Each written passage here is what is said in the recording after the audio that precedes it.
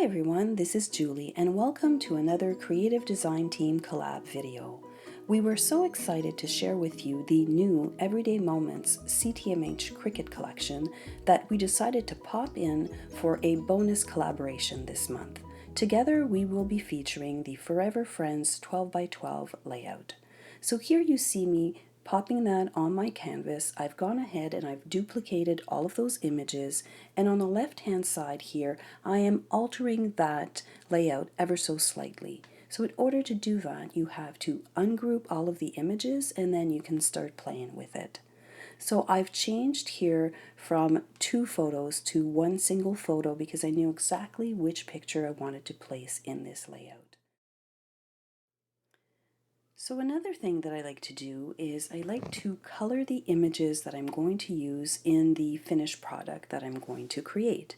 So it does take a little bit of time, but I've learned that when I take the time to do this, I save quite a bit of paper. So here I'm going to select all of those flower images. I'm going to group them together, turn them off, because I want to address this frame. Now this frame is absolutely beautiful, but I could not see myself adding all of those little dots on my finished layout without stressing out if everything was nice and straight. So here I've gone ahead and I've added a 12x12 and an 11.5 by 11.5, and I'm going to resize the frame, the dotted frame, to 11 by 11. And you've guessed it, the next step is I'm going to slice that frame into the image that I'm going to cut on my Cricut. So that way, when I slap it onto the base page, it is already done. I don't have to measure those little circles. They are perfect every single time. So I do have to resize this image as well, and I'm resizing it to 10 3/4 by 10 3/4. So here is the finished altered layout. Here is the original layout as it was designed. So next up is I'm going to show you the beautiful paper from the Yesterday and Today paper collection. They are absolutely beautiful. If you like vintage look, if you like browns, if you like old world feel, this is the paper collection for you. I absolutely love this double-sided paper and I'm going to create tons of things with it. So here I've got my picture that I knew I wanted to feature in this layout. I've gone ahead and I've printed it in a sepia tone, and you can see that it looks really good with all of these patterns. It was a little bit difficult for me to pick just one, but I ended up picking the darker of all of the collection, which is the Espresso one, and I just find that the picture really pops off the page. I've gone ahead also here and I've pre-assembled and cut all of those Cricut images, and the next thing I want to do here is select my frames for my picture. I just find that adding a couple of cardstock pieces as photo mats for your picture really makes it pop off of the page. So I'm using here a French vanilla and the light side of Espresso, which I thought was going to look good, and it just didn't really have the look that I was looking for, so I decided to use here the Toffee cardstock. I just like the way that it kind of pops off the page and it really looks good with the sepia color into the picture.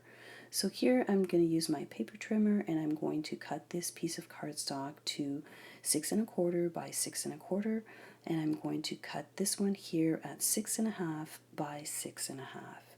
And that is the only thing you need your little trimmer for. Everything else is cut on the Cricut, so that's why these layouts are all inclusive and they're easy to put together. I've gone ahead here and I've cut those circles out of my pattern paper, and as you can see, it works like a charm. I just add that piece to my base piece and all of those circles are perfectly aligned and I do not have to fuss with any of it. I just need to put a little bit of double-sided tape onto my pattern paper piece, and then I'm just going to adhere it directly down to my French vanilla cardstock. So this was a huge time saver because I know I would have been fussing with those little images. So here I'm going to go quickly and add a little bit of ink onto the Toffee cardstock. I'm using Espresso ink, and I'm going to assemble my two frames and my picture directly on top. I really liked how that turned out with the sepia as opposed to the colored picture. It just looks perfect on this page. So next up is we are going to start playing with all of those pieces. I've gone ahead here and I've done some pre-assembly. So the back side is where you would glue all of those cardstock colors, and I like that they're a little bit smaller. It makes them really, really easy to sneak directly at the back. And I'm just going to do like a little dry assembly here just to make sure that all of those pieces are going exactly where I want them with the revised size of that 6x6 photo right in the center. So I did add a few other pieces. Let's talk about the sentiment here. So the sentiment was cut in French vanilla. I did add a little bit of almond ink, and here I did use ink on the cardstock. When you cut the cardstock originally, you'll see that it's got the white core, and on darker pieces of cardstock, I really like to take the time and use the same color ink, and that way it really pops off of the back piece here, which is inked with almond, and it's the French vanilla cardstock. So I'm going to continue on and adding all of those little elements to make sure that everything is exactly where I want it. And I thought, oh, how nice. I'm going to use the zip strip on that little piece right there. So first I'm going to glue together my sentiment piece, and definitely it was kind of dear to my heart, you know, forever friends. My husband and I have been together for, oh, it's going to be 25 years soon, and I just felt that this sentiment was perfect for us. So I usually don't put pictures, but this one definitely needed one. So here I'm going to glue that large piece, and it's one large piece, and I'm just going to add a little bit of glue in the center of the flowers, of the larger flowers, because if I add glue to the entire thing, I know I'm going to move it around and I'm going to end up with a bit of a glue mess on my base page.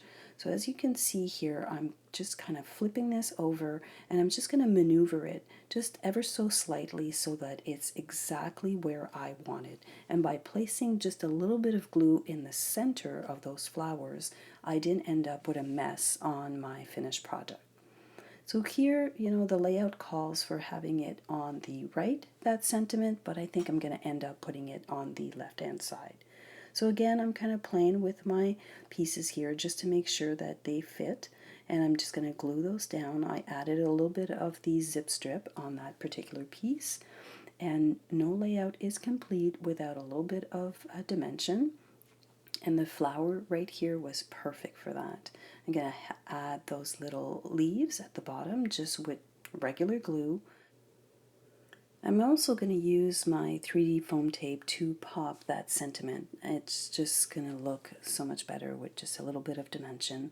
So I've gone ahead here and I've used just a couple of strips of the regular 3D foam tape, and I end up putting that sentiment on the left side of the page. I just felt that it gave it proper balance with the picture, and it just looked really pretty. So we're going to continue here right along, and I'm going to add all of those little I guess pieces of branches and just add them randomly throughout the layout. There's no particular rhyme or reason as to why I put them where I did, and I just was just having fun with it and just kind of moving all of those pieces. That small flower, I did pop that with dimensional foam tape, and it was an extra piece to the layout. So as you can tell, I did not change that a lot, and if you know me, you know that I like to change layouts, and this one was, I'd say 90% perfect, but I just wanted to add a little bit of something more. So I'm going to continue here and finish adding all of those beautiful pieces. I've got a couple of branches and leaves, and yeah, I've used a bit of dimensional tape. Now, I know I said I wasn't going to fuss with those little circles, but they were screaming embellishment. So I'm going to go ahead here and I'm going to use the gold glitter gems, and I am using quite a bit of them. I do realize that, but I don't care. I think this layout looks fabulous with all of them.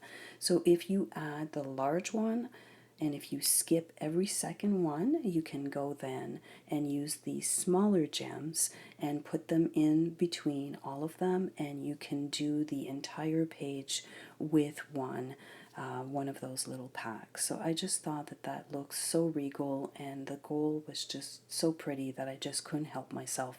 And I didn't have to measure anything. I just followed, I guess, the template of where those little dots were. So this is my completed layout. I hope you like it. Next up is the very talented Erin Jacobson. I will link her video below. Be sure to click on the show more, because that is where you will see the creative design team members participating in this video. Don't forget to subscribe to my channel and click the notification bell to see more crafty projects. Thank you for watching and have a wonderful day.